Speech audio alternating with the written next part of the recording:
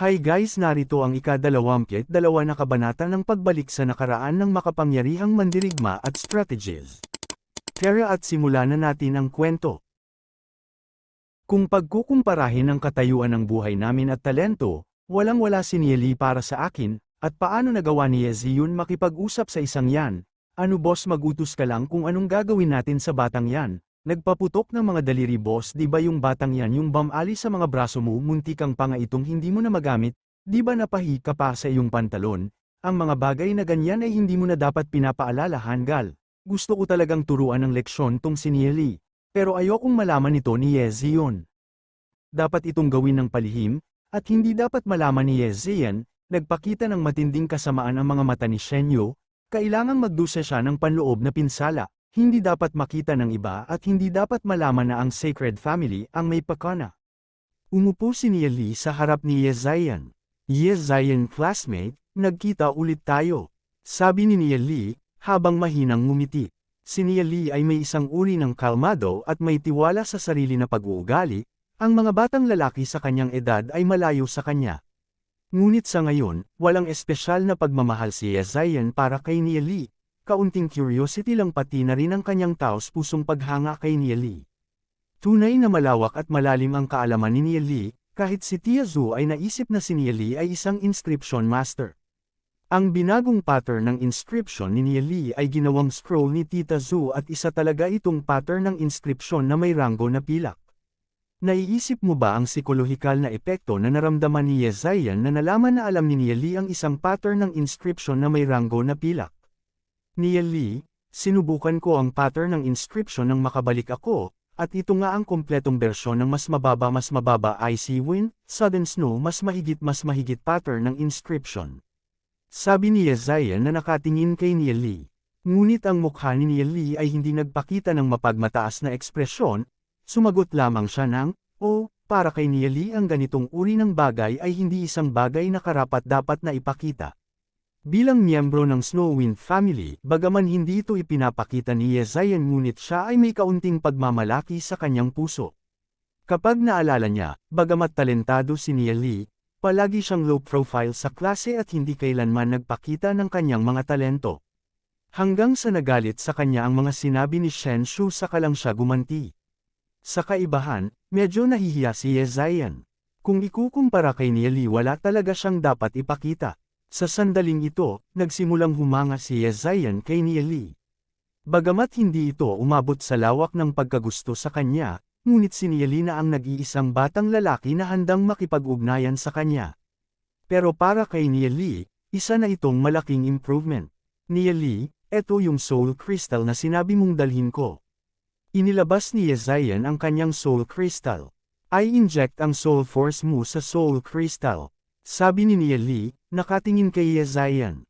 Sa nakaraang buhay, si Yezayan ay palaging babae niya, kaya hindi siya magiging maramo sa kanya. Matapos makita ang hugis ng kaluluwa ni Yezayan, napabuntong hininga si Nieli. Hindi niya akalain na ang talento ni Yezayan ay mas mataas pa kay Xiaoninger. Ang kanyang anyo ng kaluluwa ay isang masa ng yelo at sa loob nito, natutulog ang isang phoenix. Its blizzard attribute, Ice Phoenix Soul Form, turuan ko kayo ng cultivation technique. Turuan mo ako ng cultivation technique. Anong technique ito? Kasalukuyang pinagsasanahan ko ang pinakamahusay na cultivation technique ng ating pamilya, may mas malakas pa. 9 Revolving Ice Phoenix Technique. Sabihin ko sa iyo ang chant. 9 Revolving Ice Phoenix Technique, hanggang magtagumpay ang paglaman, may buhay ang tao hanggat hindi nasisira ang kaluluwa, at nakakabuhay. Sa buhay na ito, hindi ko papayaang iwan mo ako. Ang teknik na ito, mas malakas kaysa sa anumang teknik na na-practice ko noon. Binigyan mo ako ng ganitong mahal na teknik na ganyan, ay. Wala naman yan. Hihi, maraming salamat.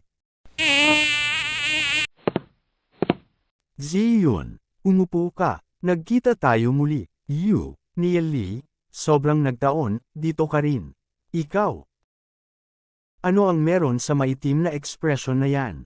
Hindi ba masaya kahapon? Ang pamilya ko at ang pamilya ni Zion ay matandang magkaibigan, naglalaro kami mula bata pa, kahit ang mga matanda ay napaka-supportive sa pagsasama namin.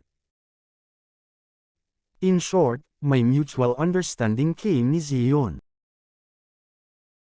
Alam pa natin ang preference at ugali ng lifestyle ng isa't isa. Kailan ba kami naging sobrang familiar sa isa't isa? Baliw ba ito, na, hindi dapat ma-misunderstood ni Nia Lee? Talaga. Kumatok. Interesado akong alamin kung ano ang naiintindihan mo. Si Zion mahilig kumain ng pandesal, mahilig magbasa, habang tumingin sa bintana. Tama ba ako, Zion? Oo, totoo ay ayaw ni Zion na kumain ng pandesal. Nagsinungaling si Lord Muye sa kanya sa pagsasabi na ang pagkain ng pandesal ay pwedeng tumaas ng soul force. Sino ang mahilig magbasa ng mga libro na mahirap unawain? Gusto niya ang adventure at lalakbay sa labas na mundo, kaya naman siya natitinaang gaggarap habang tumingin sa bintana. Anong kabaliwan ang sinasabi mo? Anong? Since naiintindihan mo Zion sobrang. May butterfly birthmark si Zion sa kanyang katawan. Alam mo kung nasaan ito. Paano ko malalaman? Nia Lee, nasisiraan ka na.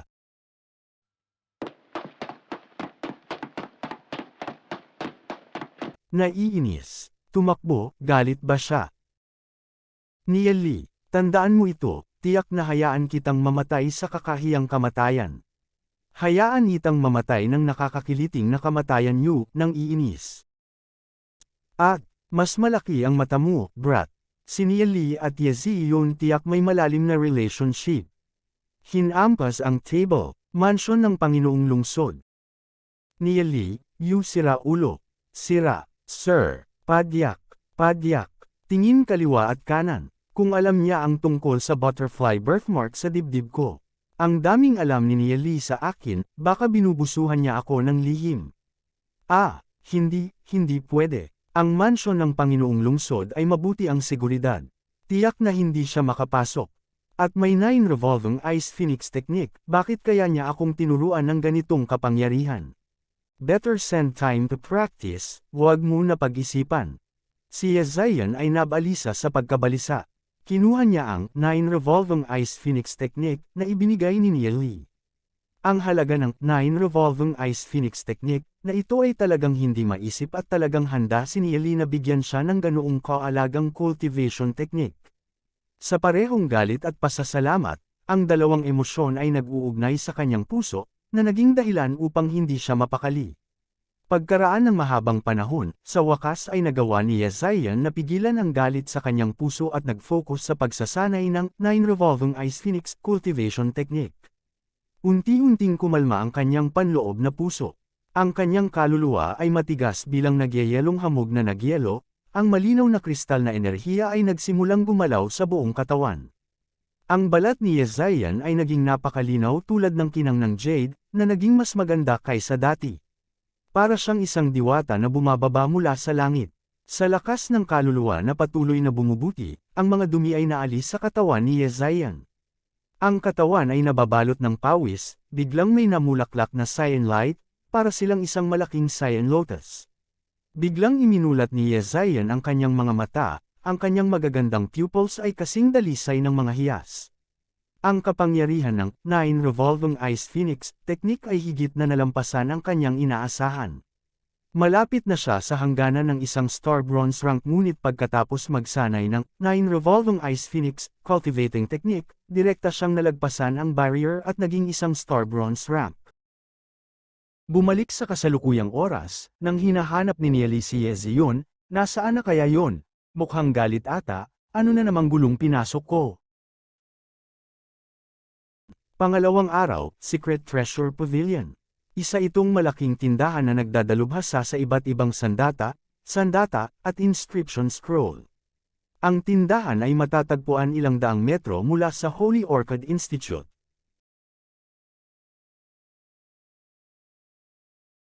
Boss, kukunin ko ang bronze na Ragefire Armor set, at itong Wrath of Inflammation Sword.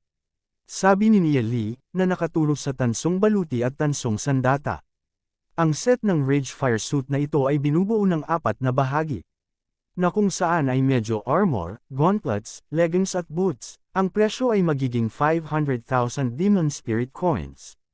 Ito ang mga tugatog ng bronze level, na ginawa mula sa kalistis ng isang Ragefire Demon Beast.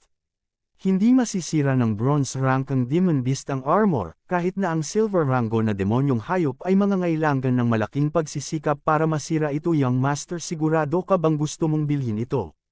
Sinabi ng amo na pinalaki si Nia Lee. Oo naman, sa tingin mo ba nagbibiro ako sayo? Inihagis ni Nia Lee ang kanyang kamay at naghagis ng bag at nagpatuloy sa, may 70,000 Demon Spirit Card. Okay, babalutin ko agad si Young Master. Nagniningning sa tuwa ang mga mata ng amo. I still want this set of armor, and these inscription scrolls. I want it all, wrap them up for me. And these. Pagkatapos magbenta ng malaking halaga ng purple haze grass, ang halaga ng pera sa nakakatakot lang ang kamay ni Nia Lee. Sa makatuwid ang pagbili ng mga item na ito ay hindi isang problema sa lahat. Hindi sigurado kung saan sa mga super pamilya kabilang ang binata, halos malaglag ang mga ngipin ng may-ari ng tindahan sa kanyang ngiti. Ang kabutihang loob ng paggastos ni Nia Lee ay nagdulot ng mga benta ng isang araw na nangunguna sa mga benta ng ilang buwan. Bumili din si Nia Lee ng 5 hanggang 6 cubic meter space interspatial ring at inilagay ang lahat ng item sa interspatial ring. Tungkol naman sa Ragefire suit, diretso itong isinuot sa kanyang katawan. Ang Ragefire suit na ito ay napakagaan. Ang pagsusuot ng kamisete sa ibabaw nito ay may tatakpan ang suit. Bumabiyahe ako ngayon sa classroom para ibalik ang pera kay Xiao Ninger. Nag-isip sandali si Nia Lee. Pagkatapos ay naglakad siya patungo sa direksyon ng paaralan.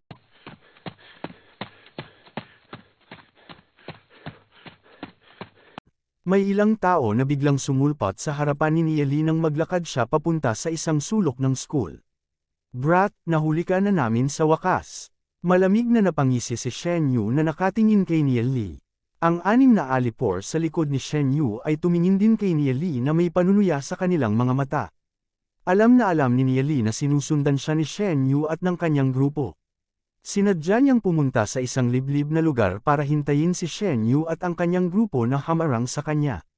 Si Nia Lee ay may hindi mahahalatang ngiti sa kanyang mukha. Tingnan kung paano ko kayo guguluhin sa susunod. Ano ang gusto niyo guys?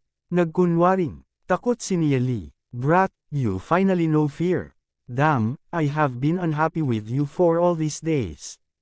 Today you're seeking your own death. Bugbugin mo siya ng walang awa. Dumagundong si Shen Yu. Ang 6 na alipor sa likod ni Shen Yu ay sumugod kay Nia Lee, tulad ng gutom na tigre na naghahanap ng pagkain. Bugbugin mo siya ng walang awa, hanggang sa hindi na siya makagapang. Inihayag ni Shen Yu ang isang malupit at nasisiyahang ngiti sa kanyang mukha. Huwag kang pumunta dito, gagantay ako. Si Nia Lee ay umiiwas.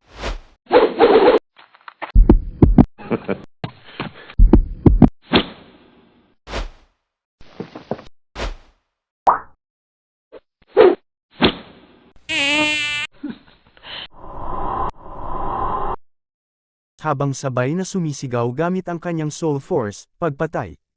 Papatayin ako ng Sacred Family.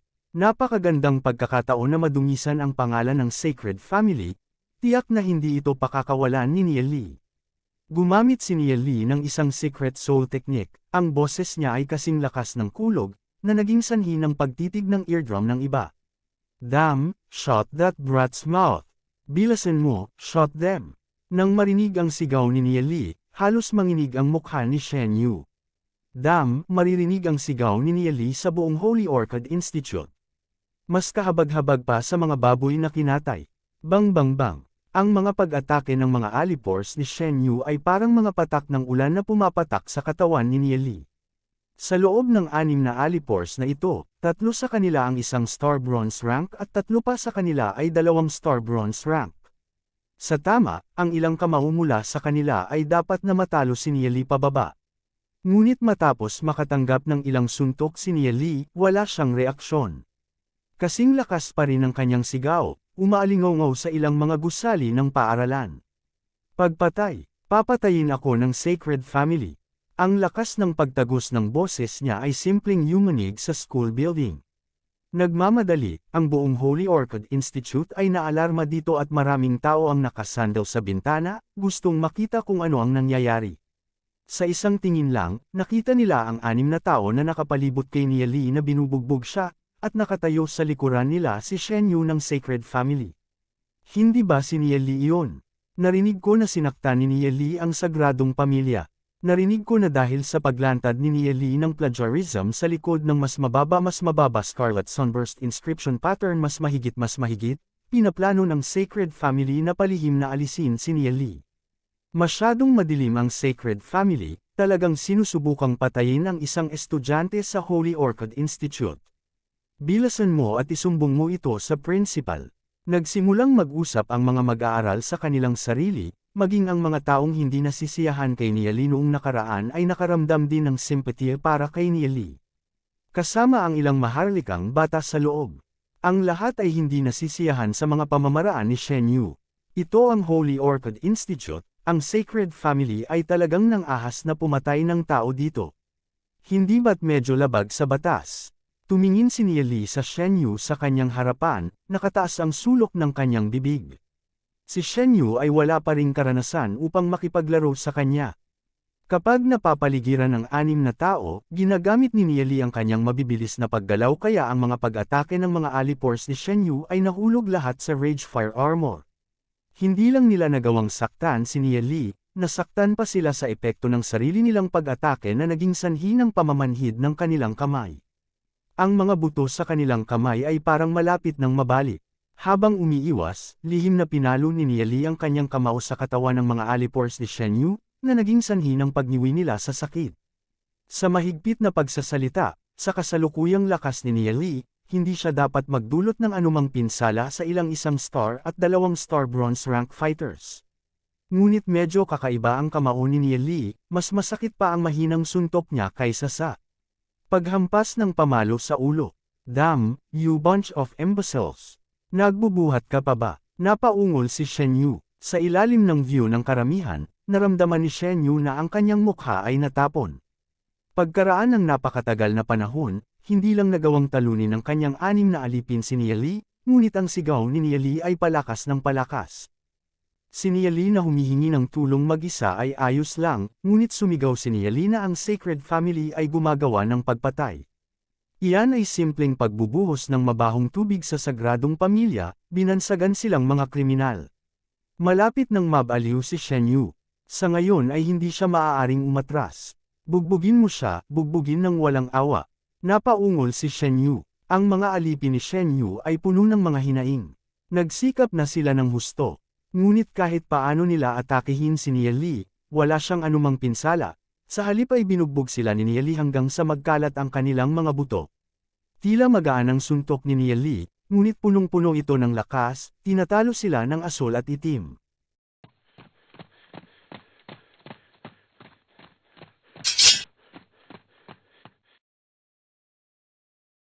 Anong ginagawa niyo? Isang kaibig-ibig na boses ang tumunog pagkatapos. At dito nagtatapos ang kabanata. Maraming salamat po.